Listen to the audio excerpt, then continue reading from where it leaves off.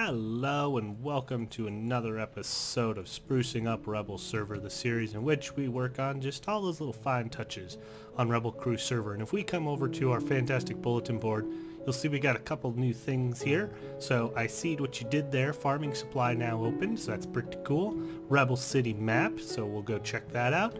And then the decoration shop is now open, so let's go take a look. So the very first thing is just right out here, and I'm gonna kind of look down here. Oh yeah, and right now I'm Gunter because I've been playing on my single player world. Oops, I should probably do it like that. There we go. Right now I'm Gunter because I was playing on my single player world, and my 1.8 skin. When I roll back to 1.7, it's just my naked skin. So if we take a look here, bam, we now have a map of all of Rebel City, basically. So we've got pretty much everything except we do cut off a little bit of the pyramid. There are a couple things that aren't fully on the map, but this is as big as we wanted to make it because it does take a little bit of time to load when you first kind of log into the server and come over here. It does cause a little bit of lag for a minute. So this is as big as we wanted to go, but it looks pretty freaking awesome, I think. The only thing that I don't like is it's not oriented the way I would prefer, so let me go ahead and put fly on. So you'll actually see the green dot right there. That's us, and we're looking at the map, and this brown building right here is actually the train station, so it's kind of reversed. It's kind of weird. I wish we could flip it around. I think we might be able to, but I don't know, it wasn't a lot of work to get it, but it was just kind of tedious and just took some time. A lot of flying around and filling in map and teleporting back and such, but it's pretty cool. I really like it. And then over here we actually have the Colosseum on a separate little map, and you can kind of get a good idea of the scale of the Colosseum in comparison to the city, which, as you can tell, is pretty big. So it's pretty cool to see the two right next to each other. And as the signs indicate here, you can take the sandstone line out to check it out. So that is pretty freaking awesome. I really like that. So let's go ahead and let's pop over to the little food court area, and I will show you the I seed what you did there shop. So this was a shop idea that I had late at night. As anyone who watches these videos knows, I am a huge fan of the word like jokes and stuff, the puns. So I really I had this idea for the I see what you did there shop, and oh, this is now open. We can say farming supply. Oh, it's exciting. Farming supply now open. There we go. Perfect. But yeah, I had that thought of the name, and I came up with a store. So if you come in here, you can buy pretty much everything you need for farming and things of the sort. So you can buy an iron hoe and a diamond hoe. There are two different enchants, fortune and unbreaking. Now, just so you know, I'll go ahead and do this. You cannot put fortune 3 onto a hoe, but if you put it onto a different item, say a shovel, which we've already got on our shovel, and that's the only item we can put on. But if you put it on a shovel and you break your crops with your shovel, you'll actually get fortune for some of the different items, and it doesn't take from your durability, which is pretty cool. So that's why that sign is there. So over here you'll see we got all the different seeds, so you can buy just regular pumpkin, melon, and then the cocoa beans are currently out of stock. I just got to figure out how to do the sign again.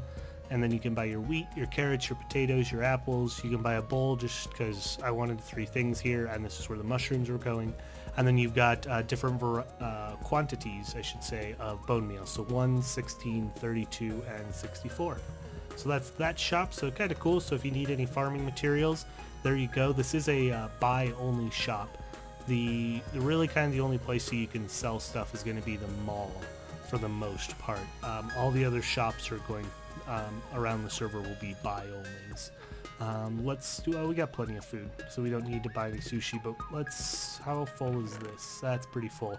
I gotta clean this up. Let's go ahead and let's take that crafting box with us. Boop, boop, put those up there. Excellent, and now let's head over to the mall, and I'm gonna kind of show you guys some of the new shops. I guess there's just the one new shop, the new decoration shop. It's pretty much where you go to get all of your decorating supplies. It's got a bunch of stuff, so let me go ahead and Yeah, we'll just cut when we're there. It's on the 4th floor, so we'll just cut as soon as we're there. All right, and here we are. As you can see, you are on floor 4. There we go. There we go. I was adding in words, but yeah, we're on the 4th floor. And as you guys remember, I think from last episode, maybe 2 episodes ago, this is the dye shop where you can buy glass, wool, clay, and why is that red? Uh-oh, I gotta fix that sign. But if you look over here, you can buy all your different dyes and brown dye. That's how you do the cocoa beans. So we got that, and then over here is the decoration shop. I purposefully wanted it to be kind of a plain looking building because, you know, why not? And if you come in here, this is where you can buy your bookshelves, ender chests, pumpkins, you can buy skeleton heads, paintings, glowstone, jukeboxes, and note blocks. So if you want to do some decorating in your house, here's some items. I am going to be adding more stuff in there, but I got to figure out prices, and some of the items have really weird names that I need to put on the sign that I have to figure out. So yep, that's kind of that's pretty much, I think, all. Oh, that is not all of the new stuff. There is one new thing that we definitely have to check out. So I will go ahead and I'm going to cut right here, and I'll be back with you in just a second. Yeah, I get it. All right, so here we are. We are actually over by the hospital. So here's the hospital. Here is the lab. There's the Universidad, and then you can see the museum, and then spawn is just bloop, bloop, right over there, a little train station. And if we look, we've got the gray line, and oh, what's that? That looks like a command block right there of some type. Weird. I wonder what that could be doing there. I'm getting some frame lag all of a sudden because this world is saving. But let's go ahead and let's wander up here. And I'm going to show you guys what Reverend and I worked on. It took us a while to do this. Not because it was difficult, but mostly just because it just was tedious. It was a lot of tedious work. But yeah, you can see there's 2 command blocks. I wonder what those could possibly do. Now if we take this gray line here, we're gonna cruise. There's the lab, Universidad, and oh hey, we're now entering the University South stop, and the next stop is the Red Transfer and RDC Castle. Interesting.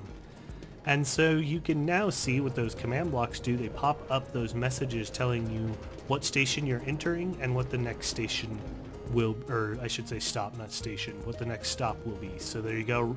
We just now entered Red Transfer and RDC Castle. Next is Inner Harbor South Gate. So if we take that, cruise down the line. I really like the gray line. It's a lot of fun because you go in between the walls, you come out, you kind of circle all the way around the city. So there you go. It's pretty cool. So yeah, we've got now entering Inner Harbor South Gate. Next stop, oops, missed it, Brown and Green Transfer, and then the mall. So let's go back and let's click that, and we're actually going to get off at the mall. Whee! Here we go. So yeah, you can see kind of, you can see the cool work that Reverend and I did. Like I said, it was one of those things that it wasn't tough, but it was just a lot of, we came up with a style guide. I'm not afraid to say how geeky we are with that. But we came up with a style guide so that we would make sure that they were the same format each time. So it was always now entering, now capitalized, entering not, the station name in title case. Why is there a random leaves? Is it? Oh, yeah, because the pumpkins are under there. I usually can see the pumpkins, but my graphics are on fast from when I was doing survival games. Let's change that really quick. There we go. That's better. So anyways, yeah, yeah, we came up with the style guide so we would make sure that all of them were in the same format, and we did do the entire gray line. There's a station for the gray line there. That's Harbor South.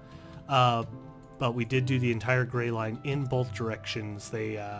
All the stops before them have those command blocks. So pretty cool. We are going to be doing that on all of the lines, but it's just a tedious project, and it kind of sucks because it just takes a long time. I think we probably spent at least an hour, if not more, doing the line. So yeah, it's definitely one of those things.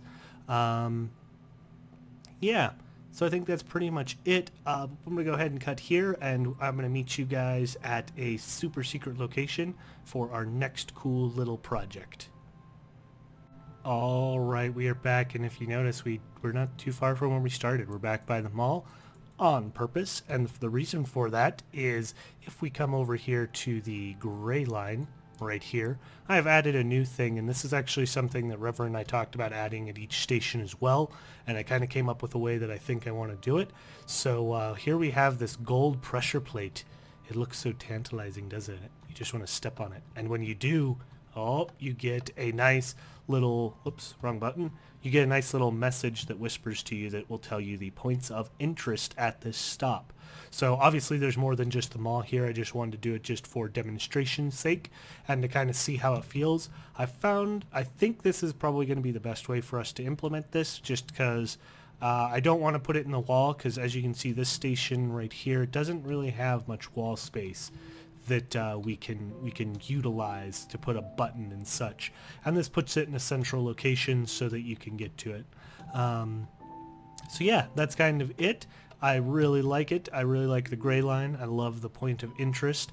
We're going to definitely be doing more of those as well, so that that way you kind of know what's at each stop without having to get off, and hopefully it'll kind of help start making it a little bit easier for everyone to remember where everything is, because there's a lot in this world, there's a lot in this city, and yeah, I think with that we're gonna head back to our map board over there, and just in case, just to kind of show, I am logged in as United Bear Republic, which is one of my other accounts I have, and it's the only one that can do command blocks.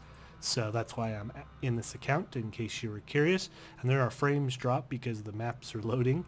So there we are. There it is. So speaking of points of interest and the trains, lots of stuff. Lots of stuff. So with that, I think we're going to end this episode off. I appreciate you watching. If you like this episode, why don't you go ahead and just hit that little like button. And if you want to play on this server and take a look at this map in real life, well, in real life in the game, that is, then head over to rebelcrew.org. Link is always in the description, and there's instructions on the site on how you can play on the server. So until next time, goodbye!